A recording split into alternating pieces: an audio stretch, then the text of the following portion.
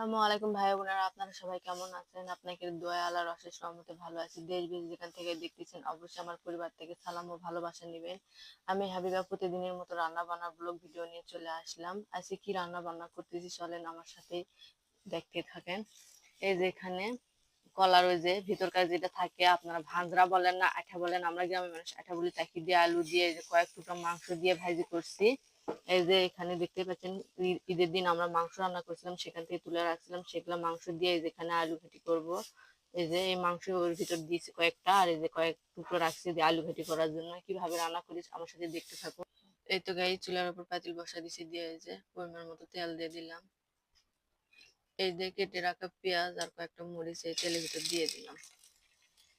দিয়ে আমি ভালো করে লাল লাল করে ভেজে নেবো।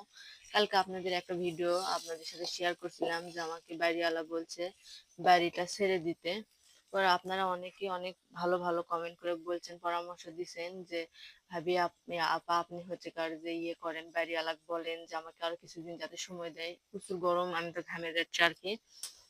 তারপরে হচ্ছে গিয়ে যে আপনাদের কথা মতো আপনাদের ভাইয়া তাকে বলছে, যেহেতু বাড়িওয়ালার হাজবেন্ড প্রবাসে থাকে আর বাড়িওয়ালা এখানেই থাকে, মানে মায়ের বাড়ি থাকে আর কি। তারপরে আমরা বললাম যে ভাবি আমাদেরকে কিছুদিন একটু সময় দেন, প্রায় 1 মাস সময় দেন, আমরা এই দুইটা মেয়ে হঠাৎ করে কোন বাসায় যে উঠবো। অনেক বলা বলির পরে তারপর আমাদেরকে 1 মাস সময় দিছে। 1 মাসের মধ্যে আমরা এখন বাড়িটা খুঁজে নিব। বুঝতে তো পারতেছেন যে হঠাৎ করে একটা বাড়ি ওঠা, আবার সামনে ঈদ গেল, আমাদেরও হাতে টাকা পয়সা নেই। একটা বাড়ি পাল্টাবার গেলেই তো মনে করেন যে সেগুলো নিয়ে যাওয়া জিনিসপত্র, এগুলোর জন্য আমরা মনে করেন যে কিছু মানে একটা ইয়ের ভিতর পড়ে গেছিলাম। পরে আপনাদের পরামর্শে আমরা ওনাকে বলার পর উনি 1 মাস সময় চাচ্ছে। আপনারা যে সময় আমাকে আসলে কখনোই বুঝতে পারতাম না যে আমাকে এসে আমাকে এত এত লোক ভাবতে। চলেন রান্না বান্না শেয়ার করি আজকে। এই যে আপনাদের সাথে কথা বলতে বলতে আমি এর ভিতরে একটু দারচিনি, তেজপাতা, সাদা এলাচ, কালো এলাচ দিয়ে দিলাম। যেহেতু আমার মাংস ঈদের দিন রান্না করা ছিল, এই জন্য আমি তেমন কোনো মশলাপাতি দিব না। এই তো পেঁয়াজ আমার লাল লাল করে ভাজা হয়ে গেছে, এর ভিতরে আমি অল্প করে আদা রসুন বাটা দেবো, যেহেতু মাংসের মধ্যে আমার অনেক কিছু দেওয়া আছে মশলাপাতি।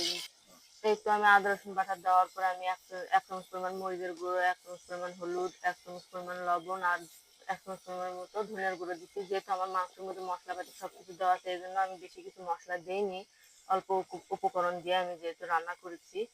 এই যে আমার মশলাটা কষানো হয়ে গেছে। এই যে আগে থেকে সিদ্ধ করে রাখছিলাম আলু, সেগুলো আলু দিয়ে আমি ছানা রাখছি হাত দিয়ে, সেগুলো এর মধ্যে ঢেলে দিলাম। দিয়ে আমি এর ভিতর মাংস দিয়ে কষে নিব, যেহেতু আমার মাংস আগে থেকে কিছুটা পরিমাণ সিদ্ধ করা আছে। এই যে আমি আলু কষানোর ভিতরে দেখলাম মাংসগুলো দিয়ে দিলাম, দিয়ে আমি ভালো করে নাড়াচাড়া করে কষে নিব। করলে আমরা ঈদের দিনে সব মাংস খাইতে পারতাম, কিন্তু আমি তুলে রাখছি, যেহেতু আমরা গরিব মানুষ সবসময় মাংস কিনতে পারি না। ঈদের দিন উপলক্ষে তো কিছুটা 1 কেজি মাংস কিনছিলাম, এই জন্য এই মাংস তুলে রাখি, সেই মাংস দিয়ে আলু ঘেঁটে করতেছি আজকে।